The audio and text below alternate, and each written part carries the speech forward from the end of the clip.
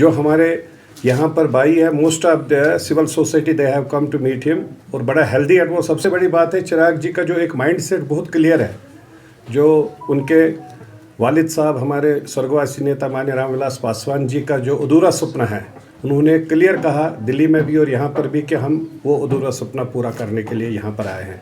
जो उसके वालिद साहब ने चाहे रेलवे दिया अनएम्प्लॉयमेंट यूथ के लिए, उस वक्त स्टील प्लांट लाया, यूरिया DAP MOP में मदद की, FOR किया कश्मीर में विदाउट रैक पॉइंट, या HMT का जो सैलरीज पेंडिंग थी 3-3 साल के लिए, वो 50 करोड़ रुपए उन्होंने विद इन 1 वीक क्लियर करवाया पासवान साहब ने उस वक्त।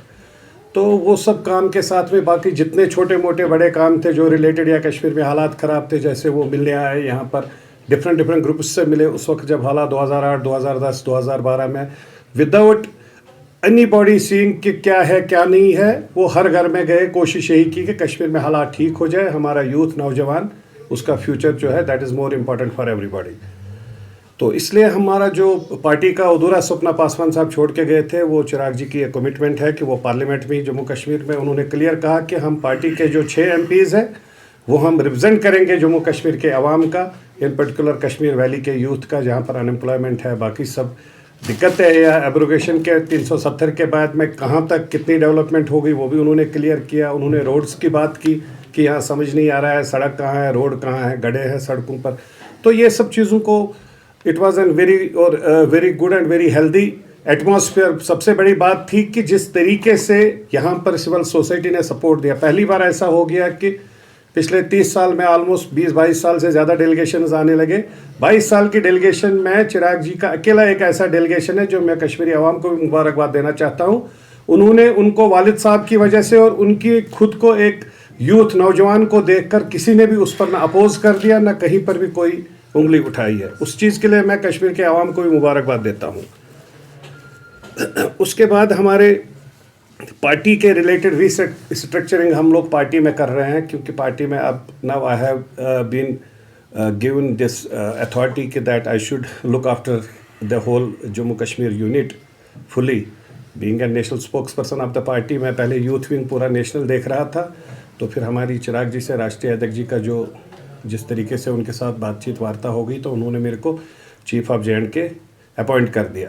तो हमने कुछ पार्टी के अभी कुछ अहदों का जो डिस्ट्रिक्ट प्रेसिडेंट ऊपर हमारा काम हो रहा है ग्राउंड ज़ीरो पर, पार्टी की कोशिश रहेगी डिस्ट्रिक्ट, तहसील, ब्लॉक लेवल पर, बूथ कमेटी तक हमारी पार्टी विद इन 3 मंथ्स में हम लोग ग्राउंड ज़ीरो पर पूरा ज़मीन पर काम कर रहे हैं अभी भी, और काम करेंगे उसके लिए। तो हमने कुछ पार्टी के, मेरे साथ में याकूब साहब है, मेरे साथ बहुत पुराने हैं पार्टी के साथ में, पुराने लीडर है मेरे अपनी कंस्टिट्यूंसी के हैं।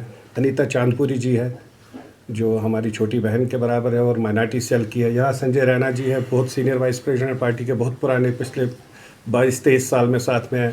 साहिल भाई है जिन्होंने रिसेंटली हमारे साथ में ज्वाइन किया, तो he has been also appointed as vice president. और आज हमारे साथ एक और खुशी की बात है कि हमारे बीच में अपने मसूद भाई आ गए हैं, हकीम साहब, जो हज़रत बल से कंस्टिट्यूंसी से लड़े थे बीजेपी से, और सबसे ज़्यादा बीजेपी से वोट भी लाए थे। मैं इनको भी मुबारकबाद देना चाहता हूँ। हमारे साथ खान साहब है, पार्टी के जनरल सेक्रेटरी। आप सब तो मीडिया के माध्यम से सब साथी, मेरे को लगता है सबसे ज़्यादा इन्हीं को जानते हैं, जिस तरीके से हर दिन दूसरे दिन वीडियो के माध्यम से मैसेज देते रहते हैं। मसूद साहब को भी आज हमने पार्टी का वाइस प्रेसिडेंट बना दिया। मेरे को ज़रा माला दे दीजिए पहले, हम भाई का ही, क्योंकि ये साथ नहीं बैठे हैं, इनका वेलकम करते हैं। मैं इनका वेलकम कर रहा हूँ पार्टी में, और यही उठो साहिल भाई आप भी, हम लोग इनका सबसे पहले स्वागत करते हैं पार्टी में, क्योंकि इनके आने से हमारी पार्टी बहुत मजबूत हो जाएगी ग्राउंड ज़ीरो पर।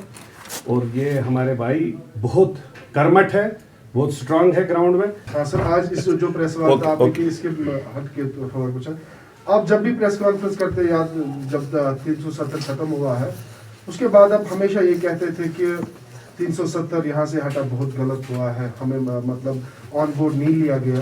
उसके बाद जब आपके जो पार्टी का मुखिया है चिराग पासवान जी, जब वो परसों यहाँ पे आए, उनका कहना है कि हमने 370 इसलिए यहाँ से हटाया ताकि यहाँ पे डेवलपमेंट हो जाए। आपकी ही पार्टी का मुखिया कह रहा है कि हमने हटाया, लेकिन आप पहली बात, मेरी बात सुनिए, पहली बात, हमने कभी भी आपको ये नहीं बोला कि 370 क्यों हटाया गया। हमने जब तक 370 था, I was always, I would have supported that, there is no doubt. मैं ही नहीं, हर एक जम्मू कश्मीर का साथी के सेंटिमेंट्स इमोशन जुड़े थे 370 के साथ, चाहे वो कश्मीरी पंडित था, कश्मीरी मुस्लिम भाई है, जम्मू का डोगरा है, जिसका स्टेट सब्जेक्ट है, चाहे गुजर भाई है, बॉर्डर पर जो बैठता है, सबके सेंटिमेंट्स इमोशन जुड़े थे। लेकिन ये 370 की वजह से द वे नेशनल कॉन्फ्रेंस और पीडीपी ने 70 साल हुकूमत की और एक्सप्लॉइट किया कश्मीरियों को ऑन द नेम ऑफ 370 को अगर वो हो गया तो ये होगा। आज तो उन्हीं के लोग डंडा भी उठा रहे हैं, झंडा भी उठा रहे हैं दूसरी पार्टी में, जो उनके साथ जिन एमएलएज के पीछे हमारी महबूबा जी बोल रही थी अगर 370 को टच किया कोई भी उसके बीच में नहीं आएगा। आज तो उसी के लोग सब जगह दूसरी जगह पार्टी में काम कर रहे हैं, उन्हीं के लोग दूसरी पार्टी में आकर डंडे झंडे लेकर खड़ा हो रहा है। हम लोगों का मेन मकसद, चिराग जी ने जब समर्थन दिया on the floor of the house, अगर आप वो डिबेट खोलेंगे, आपके पास गूगल है, आप चेक कर सकते हैं, उन्होंने क्लियर कट बोला गवर्नमेंट ऑफ इंडिया को बहुत जिम्मेवारी बढ़ गई है।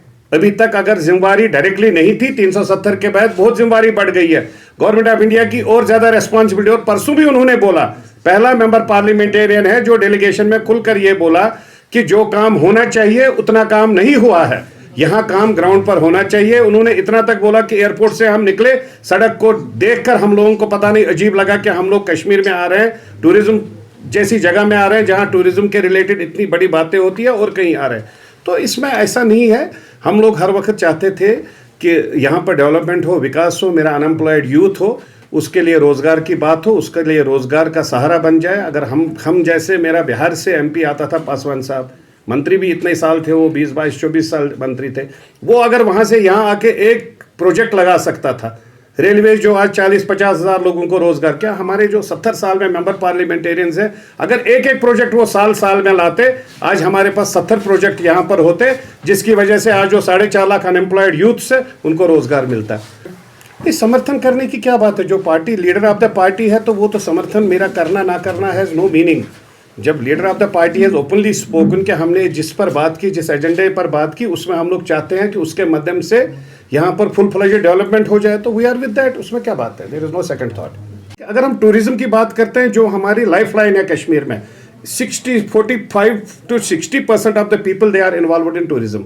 कोई ट्रैवल के साथ है, कोई गाड़ी के साथ है, कोई बेचारा अपना बोट के साथ है, कोई हाउस बोट में लगे हैं, कुछ साथ साथ गाइड बन के काम कर रहे हैं, कोई होटलियर्स भी है वहाँ जितने काम करते हैं। भाई मेरे, अगर कल को 20,000, 30,000, 40,000 एट ए टाइम टूरिस्ट आ जाएंगे, ऐसी सिचुएशन नहीं होनी चाहिए। यासीन साहब हो, तारिगामी साहब हो, और जितने भी बाकी लोकल लीडर्स हैं जो हर वक्त कहते हैं हम चाहते हैं कश्मीरी पंडित वापस आए, कश्मीरी पंडित वापस। आज मैं मीडिया के माध्यम से उन सब भाइयों से गुजारिश करना चाहता हूँ, कश्मीरी पंडित को वापस लाने के लिए CBM कॉमन मिनिमम प्रोग्राम, या जो हमारा एक कॉमन मिनिमम प्रोग्राम भी इसको नहीं कह सकते, इसको हम लोग कह सकते हैं कि एक कॉन्फिडेंस बिल्डिंग मेजर के माध्यम से सभी पार्टी ये बोले कि जो टेम्पल एंड श्राइन बिल है इसको पास किया जाए।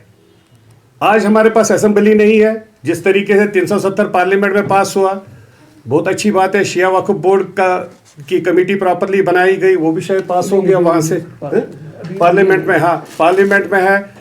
जैसे हमारी वक्फ बोर्ड है वो भी पार्लियामेंट में है, ये पास हुआ है। वक्फ बोर्ड अलग है, गुरुद्वारा प्रबंधक कमेटी अलग है। मंदिर और टेम्पल बिल में क्या दिक्कत है?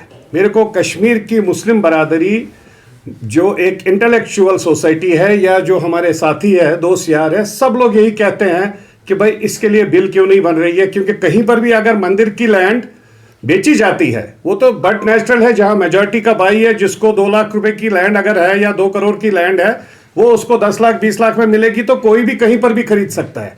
मैं तो कहता हूं कि अगर मस्जिद, मंदिर और गुरुद्वारा, ये लैंड के ऊपर किसी को ना हक है बेचने का, ना हक है खरीदने का। क्योंकि कल मैं यहां पर हारी पर्वत में गया तो आई वॉज शॉक्ड जब मैंने वहां पर देखा कि हमारे कुछ कश्मीरी पंडित भाई है।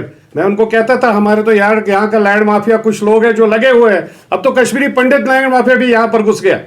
उन्होंने अपने बोर्ड लगा दिए थे वहां पर हारी पर्वत में, जो एक ऐसा मंदिर है, वो और शंकराचार्य ही ऐसे मंदिर है जो सबसे पुराने हैं कश्मीर में। उसके लिए हमारे बड़े बुजुर्ग, हमारे कुछ बुजुर्ग वहां पर बैठे थे, वो इतने खुश हो गए, और हम लोग पर्सनली वहां पर गए, हमने वो बोर्ड हटा दिए। उसके बाद I spoke to proper authorities, जिन से बात करनी थी, कि जो मंदिर की लैंड है, ये लैंड हमारी सोसाइटी की है, ये हमारे उस मुस्लिम भाई की भी है जो यहाँ पर परमानेंटली रहता है। जो यहाँ का रेजिडेंशियल है उसके ऊपर उंगली उठती है। बाहर जब बोला जाता है कोई ये नहीं बोलता है ये कश्मीरी पंडित ने बेची या किसने बेची, वहां पर यह बोला जाता है कि भाई मुसलमान भाई ने हमारी लैंड खाई, जैसे आबकदल में कुछ मकानों में हमारी एमएलए साहिबा ने किया है। सेम वे में ऐसी माहौल मैं सब एडमिनिस्ट्रेशन से आपके मीडिया के माध्यम से गुजारिश करना चाहता हूं कि ये एक बहुत सीरियस इशू है, इसको सीरियस तरीके से और इन सब पार्टीज को रिक्वेस्ट करना चाहता हूं, गुजारिश करना चाहता हूं वो अपना माइंड क्लियर करे कि अगर वो हकीकत में चाहते हैं कि पीस वापस आ जाए, खूबी जानते हैं, तो मैं नहीं चाहता हूं कि खुदा ना खास कल को फिर से कभी ऐसा कोई सिचुएशन क्रिएट हो जाए जब हमारे पास 70-80 हज़ार बेरोजगार रहेंगे। तो आई वॉज एक्सपेक्टिंग बजट बहुत अच्छा था, बहुत हेल्दी था। 37% में उन्होंने डेवलपमेंट के लिए रिलेटेड दिया है, हेल्थ के रिलेटेड दिया है, सड़क बिजली और पानी को इंक्लूड किया है। लेकिन इस चीज़ को जब हमने देखा तो हमें बड़ा दुख हो गया कि जो हमारे यूथ है, नौजवान है, जो बेचारे 15-15, 17-17 साल से काम कर रहे हैं, लेकिन अभी भी उनको कोई रोजगार का कहीं पर सहारा नहीं दिख रहा है। तीसरी बात है, इसी बजट में हम लोग एक्सपेक्ट कर रहे थे कि रिटर्न पॉलिसी के पीस की क्या है, तो इसमें भी इन्होंने क्लियर कुछ भी नहीं किया है। तो दैट मीन्स कि अगर कोई भी पार्टी ये बोलती है कि हम उनको वापस लाना चाहते हैं, उनसे मैं मीडिया के साथियों से गुजारिश करना चाहता हूं, पहले ये बोलिए उनको कि पहले आप अपनी पॉलिसी तो क्रिएट करें। आपने तो बजट में कहीं रखा नहीं उनको, तो आप कहां से उनको वापस लाएंगे।